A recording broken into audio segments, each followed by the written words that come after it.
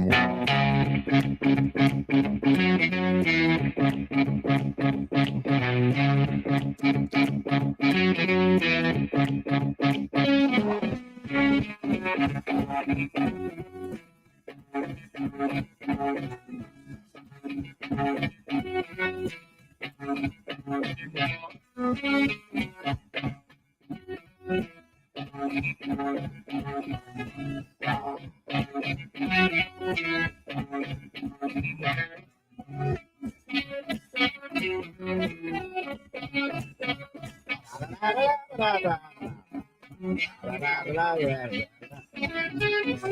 I'm pretty good at that, aren't I?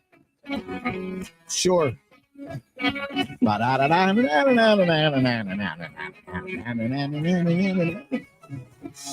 Oh, welcome to the Sports Porch Philadelphia. Happy New Year to everybody. I think this is our first official show of the new year, Schwaber. It sure is. Yes, it is. Yes, it sure is. And as always, want to thank you for watching all around the world on Facebook, LinkedIn, YouTube, and X. And of course, we drop the podcast, the Sports Porch Philadelphia, right after the show on the iHeartRadio app, Apple Podcasts, or anywhere you get your podcasts. And you can always visit us at theporcheslive.com, theporcheslive.com. Theporcheslive.com. You got Click on the Philadelphia tab. It's the only tab that matters. It is the only tab that matters, Schwaber. You're absolutely right about that. So let's get right into it. When do you think Nick Sirianni is going to be fired? This is page one. Crazy. I think that's crazy talk. I really do. I know you think it's crazy talk. Yeah. But let's face it. Stick a fork in them. This season is over. It's not over yet. Even if somehow they muster up enough resolve to beat an also bad Tampa Bay team, then what? Then we just get whacked by the Cowboys or the 49ers on the road. I mean, you're kind of moving a little fast. I'm saying this, I really do. But let me slow it down for you. Please. I don't think they're going to beat the Buccaneers. I don't. Come on now. No, I don't think so. You don't think they can handle Baker Mayfield? No, this defense is that bad. They are not going to be able to handle Baker Mayfield. This defense is terrible. They made a change about 3/4 through the season from Sean Desai to Matt Patricia, and they've gotten much worse. I know. They've gotten much worse. Now, I didn't think that was a good idea to begin with. Yeah, no, granted, I mean, look, they've been playing a number of these weeks without their two starting linebackers, without, starting safety. Darius Slay hasn't been playing. He'll be back next week. But, the bottom line is I just don't know how they're going to stop anybody. I mean, the defensive line is decent. Slay is good. Avonte Maddox can fill in at the third corner, but like Bradbury is just toast. He's no good anymore. Do you think it's injuries more than anything, or do you think it's the coordinator in the defensive scheme? I think it's the coordinator in the defensive scheme. I just, to be honest, I really just think what it is that the Eagles have not replaced the middle of their defense, which they lost last year. They lost their two starting safeties, their two starting linebackers. Right.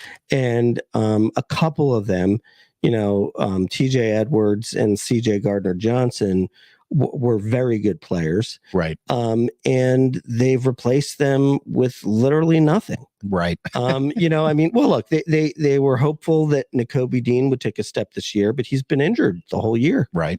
Look, Reed Blankenship, if he's like the weakest link in your secondary, you'll be fine. But he can't be your number one safety. Right. I mean, he gets burnt too much. He's a guy who, is good to come up and stuff the run from the safety position. Right. So, they got really nothing over the middle to stop a tight end or to stop a running back screen, or to stop a wide receiver going over the middle. Couple that with the fact that Bradbury has lost a step, and he's a shell of what he used to be. He had a great year last year. This year, awful. And also too, I mean, look, I think Jalen Carter hit the rookie wall. Right. He was very good for the first half of the year. Hasn't done much. He kind of disappeared. Yeah. Jordan Davis has kind of been disappointing. Somehow, the Eagles were like top 3 against the run, the first 11 games, and now they're just getting torched. Apparently he's playing with an injury. Josh Sweat somehow all of a sudden hasn't had a sack in like 7 or 8 weeks. Yeah. So yeah, it's just a mess back there. And to be honest, the other thing about it too is, and I do think this is really important, is that your defensive quarterback, it's usually either the middle linebacker or it's one of the starting safeties. And they haven't, and Nakobe Dean, while we don't know how good a player he was going to be, we do know that he's intelligent and he can get people in the right spots. Right. I mean, since he went down, I'm looking at replays where, I see the middle linebacker who's got the green dot will have his back to the line of scrimmage as the ball's being snapped, right, trying to wave people in directions. So it's pretty bad. So if we're talking about best case scenario, look, the Eagles, they have to score 38 points if they're going to beat Tampa Bay. And I'm not kidding. I mean, is Tampa Bay averaging 37 points a game? Well, against this defense, they will. Yeah. Right. Well, they are favored by 3 points, but that's because overall the talent on the team. Right. What do you make of all the talk over the airwaves right now of, the feeling that if they don't win this playoff game, that Nick Sirianni should not be the head coach? What do you really think about that? Well, I'll tell you what, I am about 50-50 on it. Yeah. On one hand, the pro Nick Sirianni side is, you can say he's been the coach of the team for 3 years and they made the playoffs all 3 years, including a trip to the Super Bowl. Right. So that would not make much sense to fire him. Right. The flip side of it, though, is this is one of the worst collapses of a 10-1 starting team in NFL history. Okay, so I just want to stop you right there. Okay, you stop me there. Because I look at a stat like that, and I say, yeah, I get the numbers behind it. Okay, the one of the only 10 win team not to hit 12 wins, blah blah blah. But I don't necessarily think that I would at this point call it a collapse, because they still have one game to play at least, and if they win that game, then it kind of erases the rest. It erases the collapse. So I don't buy into it was a collapse. It was a pretty rough patch. I'll give you that. They had a lot of opportunities that they squandered, and the defense is primarily the reason. But that being said, continue on with the well, here's the other side of it. So obviously you're looking at the last 6 games of which they went 1-5. Mm-hmm. Okay. Mm-hmm. And look, I don't think anybody's gonna get up in arms about, a loss to the 49ers or the Cowboys. Okay. Right. But, Seattle is a game that they should have won. Arizona is a game that they should have won. And the Giants is a game that they should have won. And to not even compete against the Giants in that last game. Right. When you have the chances were very slim that they were going to get the 2 seed, because Washington wasn't going to lose. The Cowboys were going to beat the Commanders. Yeah, we knew that. But still, the Commanders did have a lead in the second quarter. 3 points. Yeah, but and you're not even playing. Right. You know what I mean? Right. And even just the way they approached the game too. Look, Devontae Smith could have played, but they decided let's just rest him for the playoffs. Now, okay, well, are we playing to win the game, or are we not playing to win the game? Yeah, well, it was like no man's land. Right, for them. right. And, like DeAndre Swift somehow magically gets ill the night before the game. I found that to be a little odd. That happens all the time. Well, I mean the magic things right. all the time. To me that, they've been worried about his workload all year. To me, that means they wanted him to rest, and they gave Fletcher Cox a rest game. Right. So, like, what are we doing? Yeah. But worse than that, what was it against the Cardinals? They had a 21-6 lead at halftime. They couldn't win that game. That was the one that was that really hurt.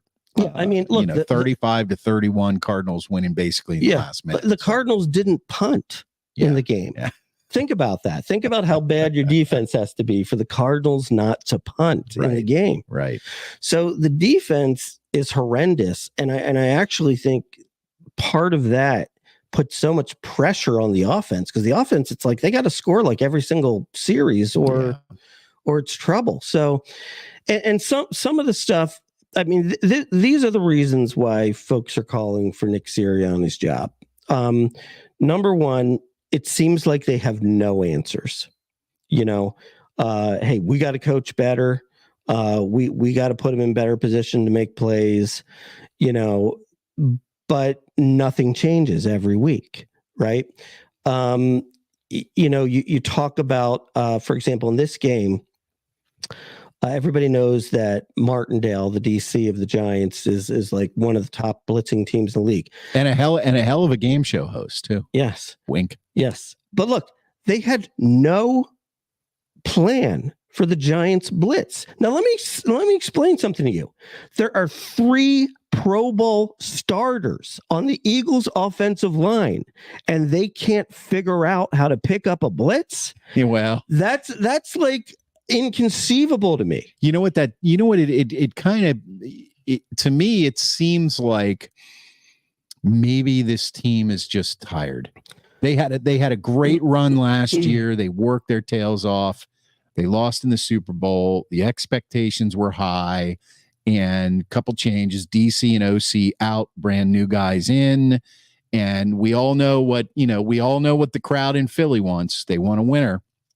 And I'm looking at it and saying, well, you still have a winner. It's just, the season's not over. You're in the playoffs, and you're not in the playoffs in like a Pittsburgh Steelers sort of way, where their brass came out last year and basically was quoted saying to the media, the goal is to get to the playoffs. The goal is to have a winning season. Well, no, not really. The goal is to win the Super Bowl. So they're not at that point yet. See, I'm kind of like a wait and see kind of guy. Like, everything you're talking about is undeniable. Okay, they had a collapse late in the season. They lost to some pretty terrible teams. They did. Their defense has not been performing well at all. The offense is there, but it just doesn't seem to have that spark right now, because they're always trying to make up for the defense. Mm-hmm. That being said, no, you didn't win the NFC East. We didn't win the NFC East, and damn it, the Cowboys won on the last day of the season. But at the same time, it's a new season now. You got a week to prepare.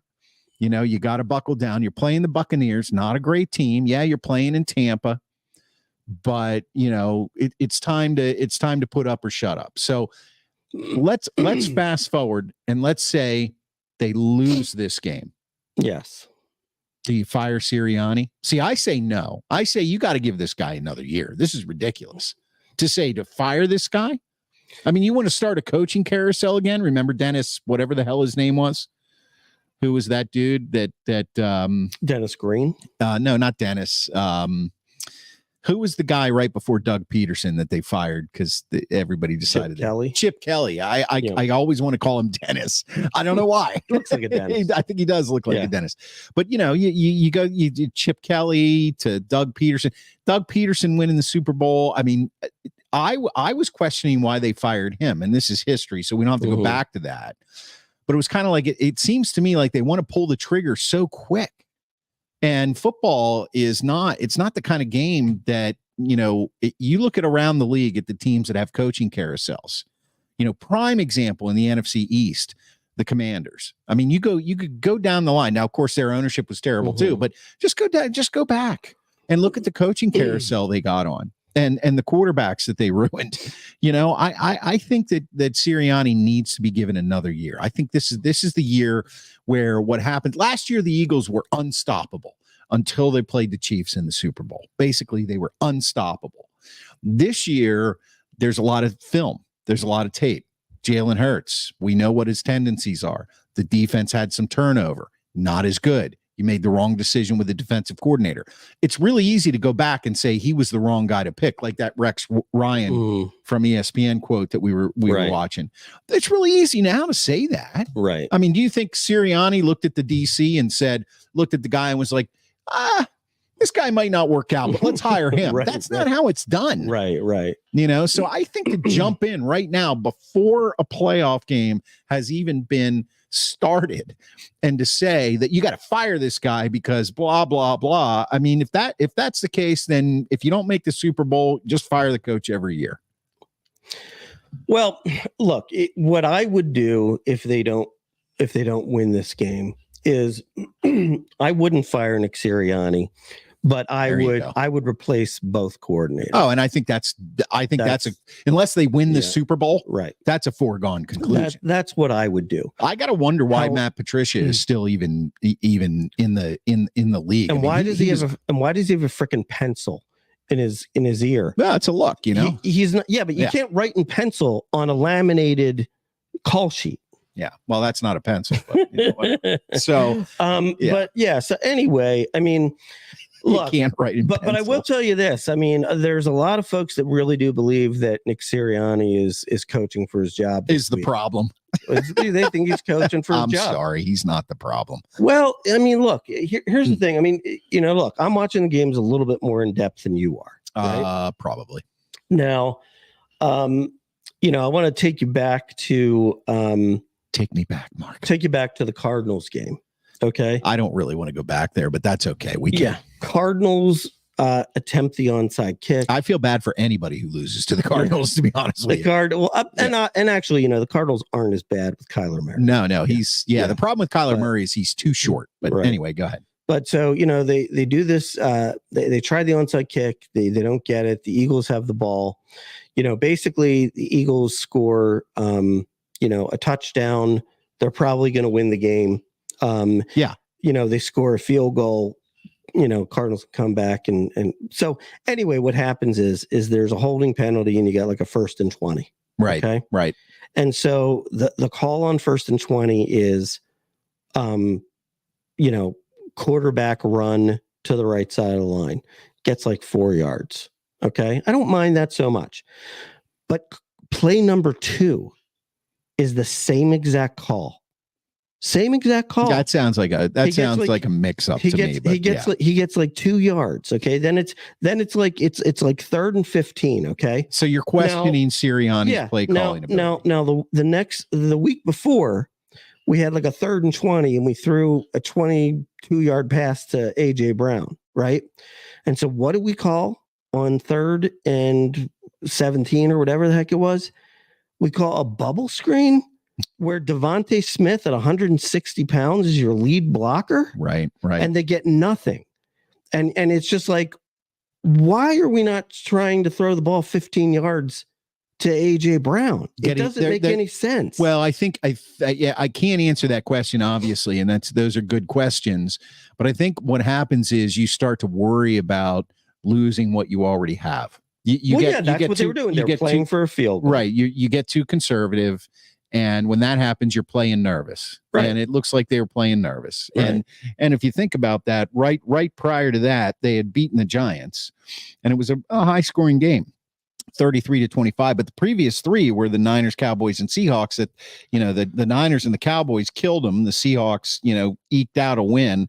Now they're playing conservative. So I get it, but I still, there's no way that Nick Sirianni should lose his job if they lose this playoff game. They just, in my opinion, there's just No way he should lose his job. Well, what if the players don't have confidence in him anymore? I don't think that's the case.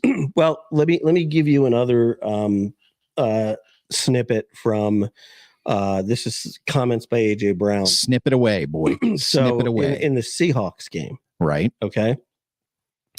As you recall, the Eagles, they moved the ball to about midfield. Mm-hmm. There was maybe like 25 seconds left. They needed another 10 yards or so for, an Elliott field goal, right? Which he makes most of them. Yes. Right. Does, so that game is on the verge of going to overtime. Okay. And so what happens? They throw this deep ball to AJ Brown in double coverage that gets intercepted. Yeah. Right? I remember that play. So apparently the play call was a dump off to Kenny Gainwell, who was open with no one around him, 8 yards down the field. Right. Apparently, Hurts and AJ Brown decided in the huddle that they were going to go rogue and they were going to try to win the game on this play. Okay. So yeah, they didn't listen to their coaches. Well, I think that may be players just going rogue and not necessarily not having faith. I think maybe they got a look and they said, you know what, this is what we want. This is what we're going to try to do. Maybe, I don't know. It could have been desperation on their part just because they didn't want to play overtime. Maybe they're tired. Yeah, they're tired. Yeah, we send that guy out here. He's going to kick it through. We're going to have to play another quarter. They're in Seattle. I don't know. I don't know. So I don't think they've lost faith in him at all. As a matter of fact, I thought he brought that team together. I think when Jalen Hurts, his rookie year, when he was struggling, and then now you see the Jalen Hurts that we see now, he still didn't have a bad year this year, just not as good as last year. I mean, the problem is when a quarterback has a superstar breakout year, right, then the expectations go all the way up there. Look at Pat Mahomes this year. Right. He looks like a regular quarterback. Right. A better regular quarterback. What does he not have? Well, Tyreek Hill. Yeah, well, he didn't have Tyreek Hill last year either. Yeah, but he had some other players and he was kind of riding that wave. But now he's kind of come back to earth. He's a year older. He doesn't have Tyreek Hill, who, by the way, we've had this discussion on the other show and this one. Who made who better? I think Tyreek Hill made Patrick Mahomes better because he's making Tua look like a star now. So it's kind of like there are those players out there that do that. But anyway, I don't think Sirianni's lost the team either. I think what happened is they had turnover at the coordinator positions and it didn't work out. But you say it didn't work out, but they still finished the year with 11 wins. They're still in the playoffs. They still got a game to play. Well, I mean, but here's the thing. Look, if they lose this game, we're gonna have to. I don't know about next week's show. Yeah, because it's a Monday night game. But we'll do it remotely. Is what we'll do. That way we'll do a preview. Right. We'll have a preview show next week. But let's hold off on all this criticism until after the season is over and then look back on it. Well, here's the thing. So, you have to kind of look at it through the lens of a Philadelphia Eagles fan. Okay. Now, this is the first time in my Philadelphia Eagles fandom that I have felt this way. So it's new. Okay. It's not. Is everything green through those lenses? Does it have a green hue? It's Kelly green. I knew that. But when you make 2 Super Bowls in a 5-year period, okay, you're very much in the Super Bowl or bust mode. Okay. Yes, yeah, I understand. And you can look. There's probably a 50% chance they could beat Tampa Bay, but there's no way they're beating Dallas, and there's no way they're beating San Francisco on the road. It's not happening. I don't know about that. I don't know about that. They're not that good. I don't know about that. Their defense is not that good. I'm with you as far as what we've seen so far. Especially the last 6 games. Mm-hmm. I'm with you there. But I think they can beat Dallas because, first of all, it may be a playoff game if they get to the point where they have to play Dallas. It's a playoff game, yes, and it's probably going to be in Dallas. And Dallas is undefeated, and they blew them out at home. It's tough. It'll be tough, but they can beat Dallas because they have beat Dallas. The 49ers, we don't know because they did beat them last year, but Purdy went down. This year, the 49ers basically kicked the crap out of them, which did surprise me. So I don't think I would say that the Eagles would have to play the best game they've played since they won the Super Bowl in order to beat the 49ers. Right. But I'm still saying that we have to save the criticism for when the season's over and you look back on it as a whole. For example, they go into Tampa Bay and they lose 38-14. Okay, now we got a real issue because, when the playoffs start, it's a new season. It's win and you're in. So they go into Tampa Bay and they win. Well, winning solves everything. We see that in Pittsburgh. Right. That team backs its way into the playoffs and the whole city is screaming Super Bowl or bust. Right. But see, but Philadelphia is a much more intelligent fan base. That's funny. They're clinging on anything. Now remember, we got to do a Pittsburgh show after this. Now they're clinging on to anything, I'm going to write that down. They're clinging on to anything in Pittsburgh, but I mean, come on, look, I can look now. Okay. Maybe you want to criticize my point of view because I'm breaking the season down into segments. Okay. The 10-1 Eagles were pretty good. They were. The 1-5 Eagles are awful. They are. Yeah. Okay. I know the Eagles are a bad team. Now, if you want to take a team like, for example, the Steelers, they're an average team. Okay. They're average. I mean, I'm not going to sit here and tell you they're going to win the Super Bowl. They have no chance. Well, we're not going to break down the Steelers. You're right. Okay. So the Steelers are an average. Don't call me a Steeler fan. I'm not telling you. I'm not saying you're a Steelers fan. That's a very unintelligent fan base. I wasn't calling you a Steelers fan. Yeah, I know that. I'm just saying it's an unintelligent fan base. Right. So don't bring us down to that level. I'm trying not to. It's hard for me though. Yeah. So I think we'll do our predictions next week on the pre-show, on the pregame show, because it's at 8:00. We'll do our show. Let's marinate on it. We'll marinate on it. Where I sit right now, no firing Sirianni. Let's get off that train. Let's get back on the. Let's win. Let's win and see what happens. Let's win a football game. Yeah, let's win a football game. All right, thanks for watching, guys. Appreciate it. As always, we're going to drop the podcast right after the show on it's the Sports Porch Philadelphia on the iHeartRadio app, Apple Podcasts, Spotify, or anywhere you get your podcasts. Let's go to page 2. The reason we do pages now is because a few weeks back, Mark was nice enough to actually provide me with notes for the show, and he hasn't since then, but I keep them for posterity's sake. So page 1 is always the Eagles. Page 2, let's talk about the Sixers. What is going on? Well, actually, I mean, they had been playing really, really well, but they lost. Yeah, they lost 2 games in a row. One of them really badly to the New York Knicks. To be honest, though, if you ask me, I just think it's like mid-season. They're not going to win every game. Their flow had been off a little bit because Embiid was a little banged up and he missed 4 games in a row. And I think they won 2, lost 2. Right, 23-12 right now. I mean, 23-12. I think that puts them in third. And Boston just shot right by him. Yeah. Here we go. Yeah, but I mean, damn Celtics. I mean, the bottom line is I think they're overall playing well. And, they're going to probably be amongst the top 4 seeds in the East.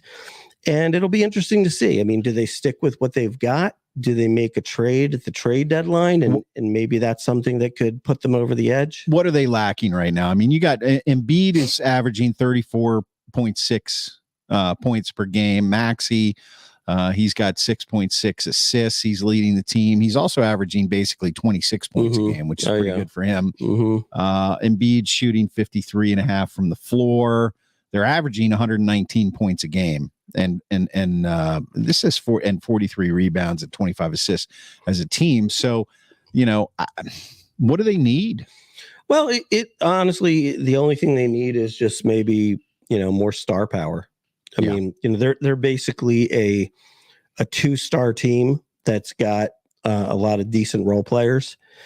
And the few teams that are better than them are 3-star teams. Gotcha. You know what I mean? Yeah. So, Yeah. can they add a star like a Zach LaVine Right. or somebody like that at the trade deadline? Maybe. So we'll see. I mean, either way, I think things look good for the Sixers just from the perspective of, we've seen the ascension of Tyrese Maxey to now being an all-star caliber player. So you've got your second star now in Maxey.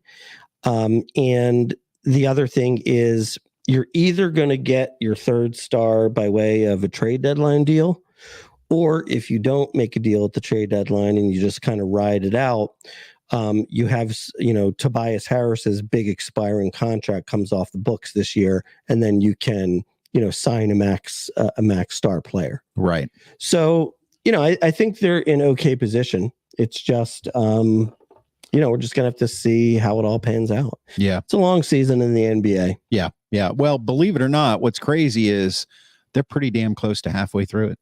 Yeah, I know. Yeah, 35 games in. Yeah, it goes pretty fast. Yeah, it does. Yeah. It does.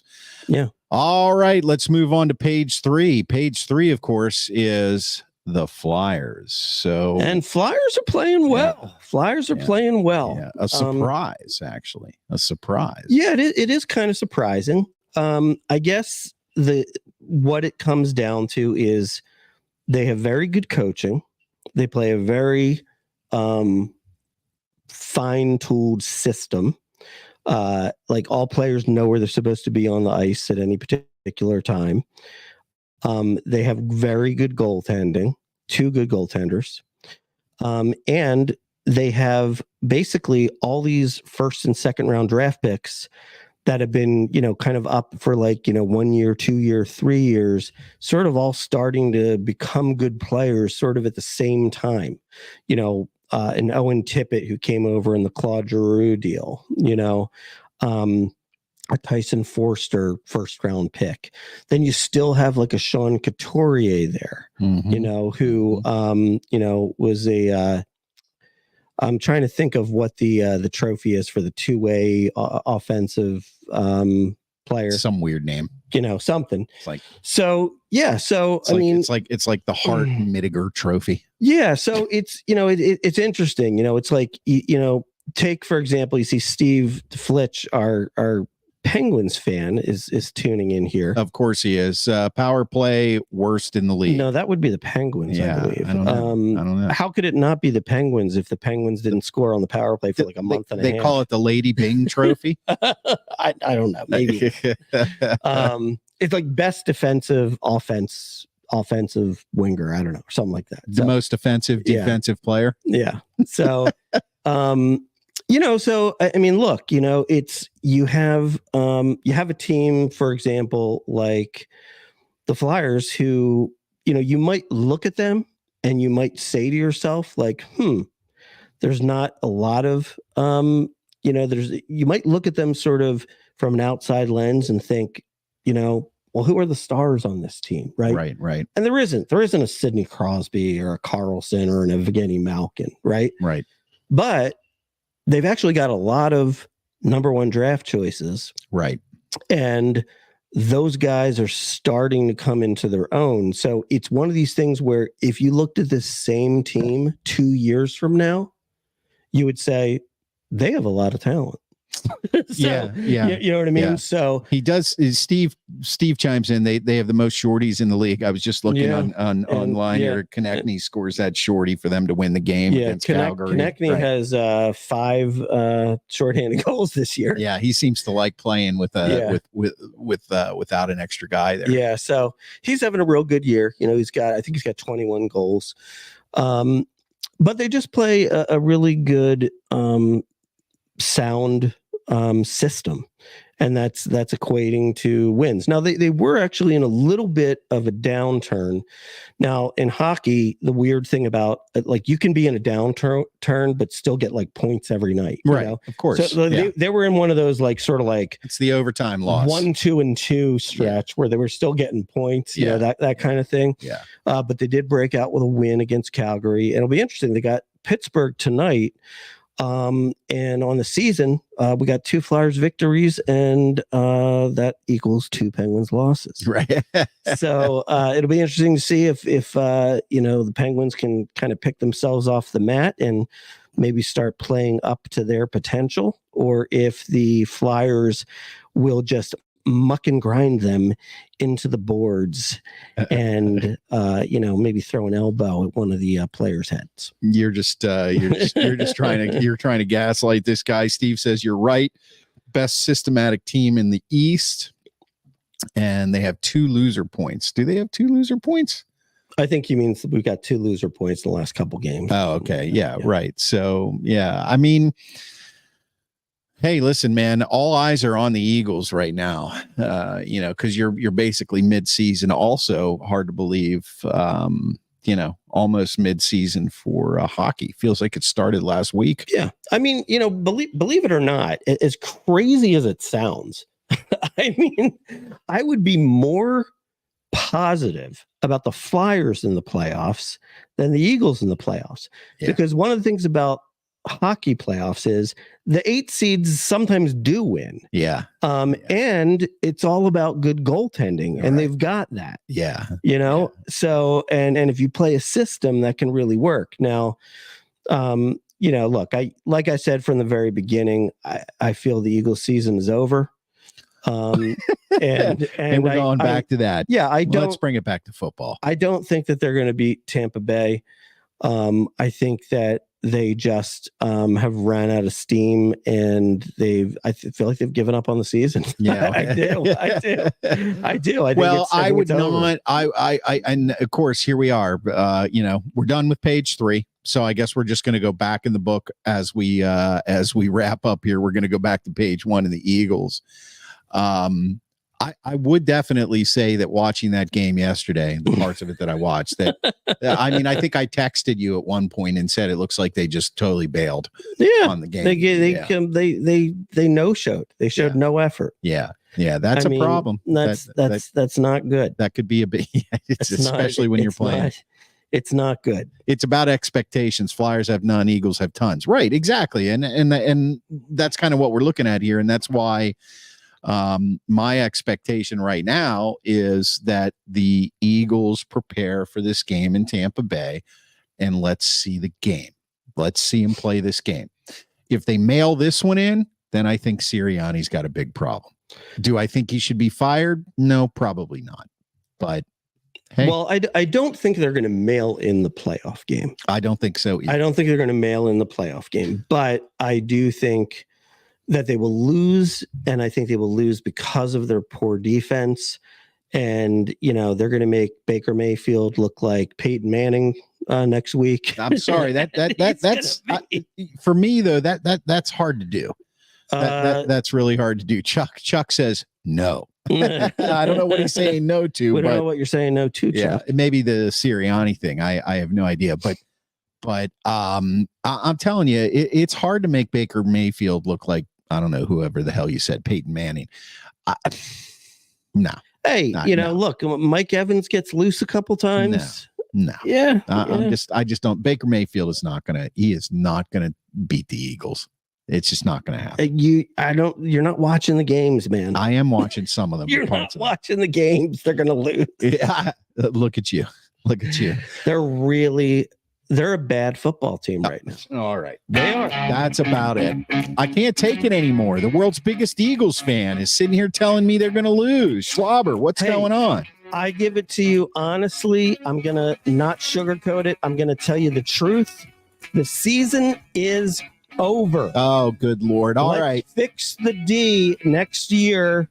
Draft is going to be very important. We still got a goddamn linebacker. We still got a game to play. Thanks for listening. Thanks for watching the Sports Porch Philadelphia. Of course, I'm going to drop the podcast right now, right after the show, so you can catch up the Sports Porch Philadelphia on the iHeartRadio app, Apple Podcasts, Spotify, or anywhere you get your friggin' podcasts. And you can always catch us at theporcheslive.com, theporcheslive.com. Theporcheslive.com. Click on that Philadelphia tab. It's the only tab that matters. And we are out. Goodbye.